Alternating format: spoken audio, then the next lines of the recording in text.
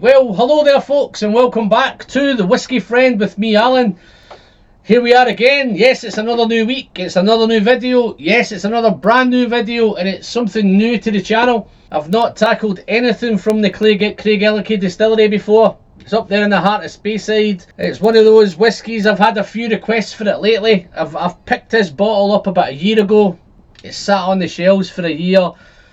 Every time I rejig the shelves out, I keep coming across it and thinking, what if, and then I recently have quite a few requests for it, particularly from one of my Patreon supporters, Mr. Papa Q, has been hounding me to do this bottle. So here it is, Jerry. I've spent the last couple of weeks getting to know it.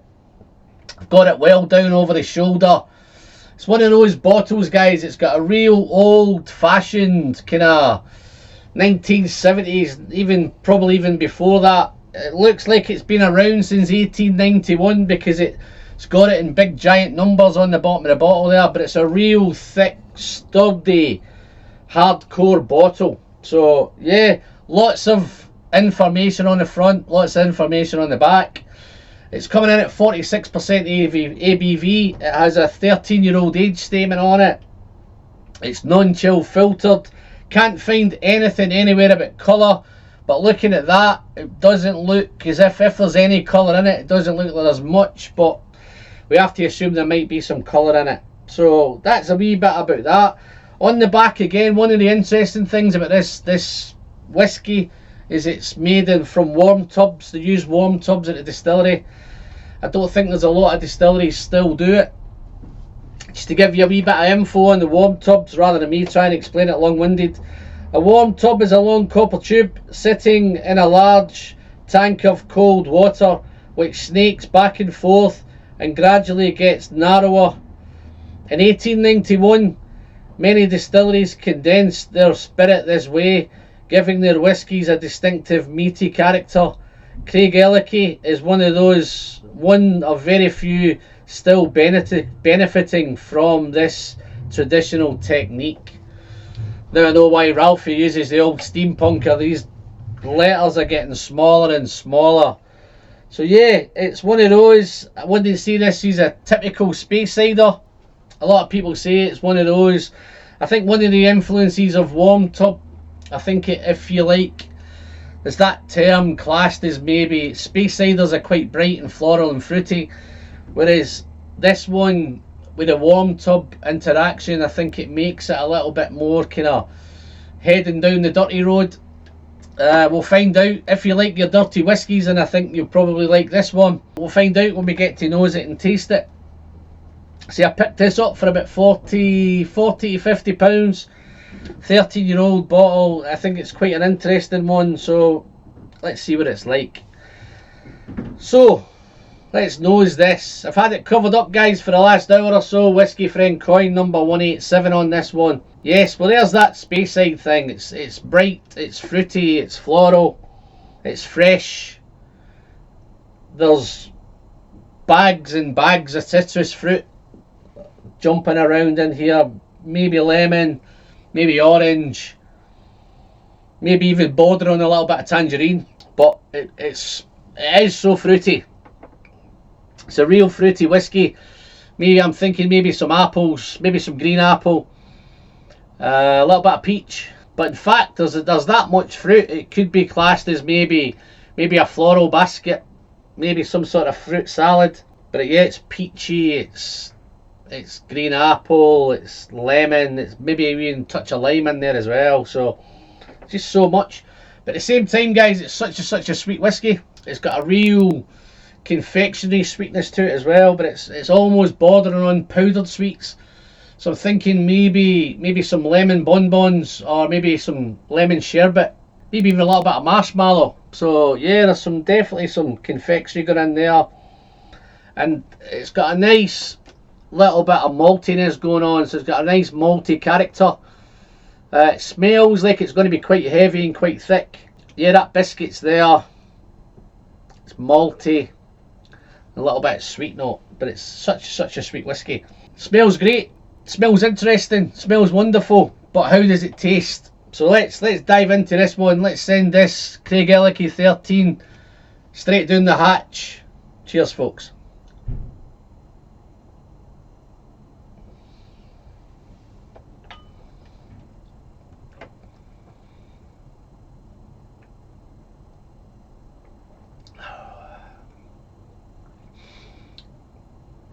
Okay, it was interesting on the nose. Here's where it gets really interesting on the palate. It comes in soft, bright, fresh, soft, inoffensive, and then the intensity builds.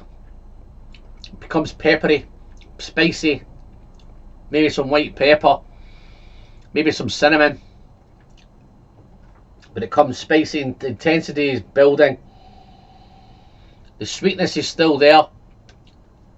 The mouth coating, the mouth feel is just, the texture's wonderful. It's thick, it's creamy, it's buttery.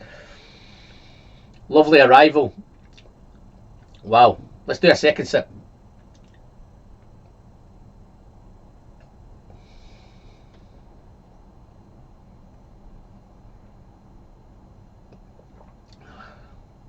Such an easy whiskey to sip.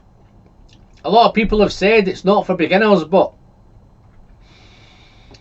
I know I'm not a beginner, but this, I don't think there's an inoffensive thing in here. It's I wouldn't say it's meaty, but it's chunky, it's powerful, it's edgy, it's spicy, and then those beautiful vanillas, that wonderful honey sweetness, that sticky honey, maybe bordering on a little bit of sticky toffee there as well. But those citrus, the lemon, the lime, the orange, they're all over it. The green apple, it's all in there. It's even a little bit chewy, so I'm thinking maybe that kind of fruit salad, chewy sweet. A little bit of chewiness in there as well. Wonderful texture. Let's do one more sip.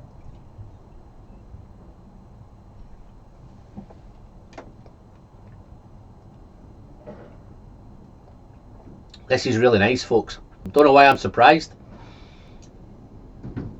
Don't think it's quite bordering on dirty. I think it's a real nice. I can understand why people think it's dirty. I think maybe as that bottle goes down, it may develop that wee bit more and become a little bit. I can see where the edginess comes. There's an edginess there. Don't think it's quite bordering on dirty. I'm going to throw this out to you guys, and if you can comment in the comments. I was thinking of battling this with something, but I was really at words to try and think what I could battle it against. I was thinking, people were telling me dirty whiskies. I don't think it's quite that dirty. I was thinking Edredeur, I was thinking of Ben Nevis, I was thinking of Ben Romack. Couldn't quite think. So any of you guys that have got good experience with Craigellachie, what would you like to see it battled against? And if I've got it, I'll do my best to make that happen. But yeah, no, it's a super dram. Let's do a little bit.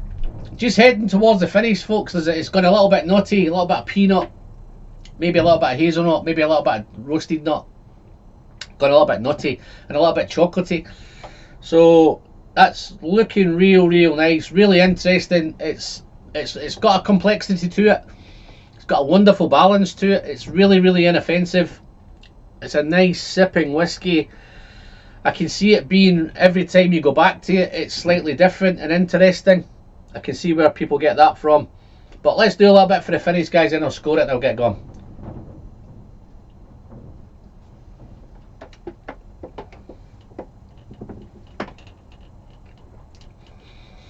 So for the finish, I think it's a medium finish. Maybe medium long. It's becoming a little bit nicer on the finish. The citrus is there. The fruit's there. The dark chocolate and the nuts are there in the finish. It's a nutty finish, it's a spicy finish, there's maybe a little bit of pepper and cinnamon still there throughout. The cinnamon, to be fair, the spice is there throughout, all the way in the background. In that initial sipping, it was the spice was getting a little bit intense, but as it settled down and the fruit came through and the chocolate came in and the nuts came in, and that little bit of edginess came in, the spice kind of settled down, but it was always there. It's still there right through to the finish.